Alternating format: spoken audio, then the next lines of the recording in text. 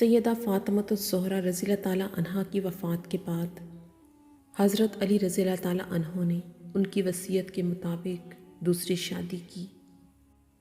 اس وقت سیدنا حسن، سیدنا حسین، سیدہ زینب ابھی چھوٹے تھے۔ آپ نے سیدنا عقیل کو رشتہ دیکھنے کے لیے کہا۔ حضرت علی رضی اللہ تعالیٰ عنہ کی خواہش تھی کہ کوئی ایسی خاتون ہو جو شجاعت، سخاوت اور ایثار کی خصوصیات سے مالا مال ہو۔ بنو کلاب کی خاتون فاطمہ بنت حزم کے گھر رشتہ بھیجا گیا تو سردار حزم اپنی بیوی کے پاس گئے اور پوچھا کہ سیدنا علی کا بیٹی فاطمہ کے لیے رشتہ آیا ہے، کیا آپ نے اپنی بیٹی کی ایسی تربیت کی ہے جو یہ نبی کے خاندان میں بیاہی جا سکے؟ رشتہ قبول ہوتا ہے۔ تو فاطمہ بنت حزم سیدہ ام البنین سیدنا حضرت علی کے گھر جاتی ہیں تو بچوں کو گلے لگا لیتی ہیں۔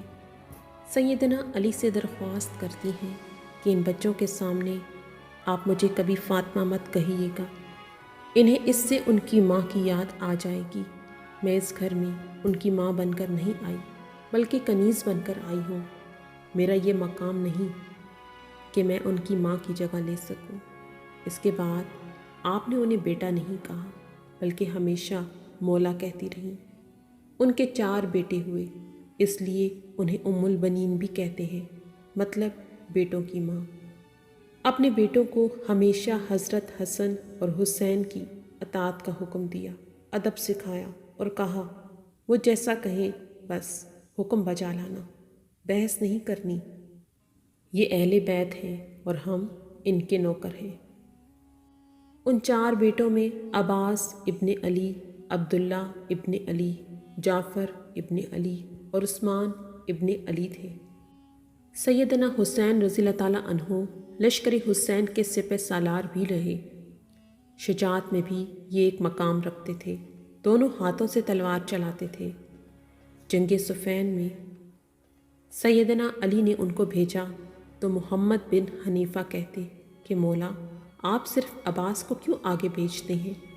تو سیدنا عباس کہنے لگے حسن حسین میرے ابا کی آنکھیں ہیں اور میں ان کا بازو، اور بازو ہمیشہ آنکھوں کی حفاظت کرتے ہیں۔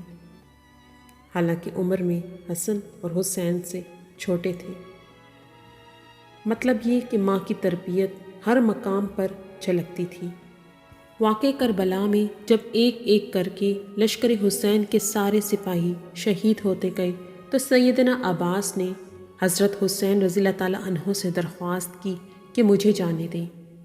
سیدنا حسین ان سے تلواریں لے لیتے ہیں کہ بس عباس تم پانی لے آؤ۔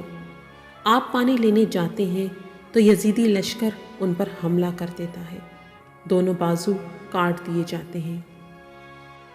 وہی بازو جنہوں نے حضرت حسین کی حفاظت کرنی تھی۔ گھٹنے میں تیر لگتا ہے، حسین علی مقام کی آنکھیں بھر آتی ہیں۔ سیدنا عباس حضرت حسین سے درخواست کرتے ہیں کہ میرے گھٹنے سے تیر نکال دیں اور کہتے ہیں کہ مولا میری والدہ سے کہہ دیں کہ عباس کے دونوں بازو نہیں تھے، اس لیے صرف آپ کو تیر نکالنے کا کہا۔ یہ وہ ادب تھا، یہ وہ اطاعت تھی جو سیدہ ام البنین کی تربیت تھی، جنہوں نے ساری زندگی نبی کے اس گھرانے کی کنیز بن کر گزار دی۔ آپ کے 4 بیٹے اس جنگ میں شہید ہو گئے۔ حضرت علی کے 5 بیٹوں نے اس میں جام شہادت نوش کیا، جس میں سے 4 سیدہ ام البنین کے فرزندان تھے جو لشکر حسین کا نہ صرف حصہ بنے بلکہ امام عالی مقام پر اپنی جان تک قربان کر دی۔ واقع کربلا کے بعد جب قاصد خبر لے کر مدینہ منورہ پہنچا، سیدہ ام البنین کو جب بیٹوں کی شہادت کی خبر ملی تو کہا عباس شہید ہوا، جعفر شہید ہوا، عثمان شہید ہوا، عبداللہ بھی شہید ہو گیا۔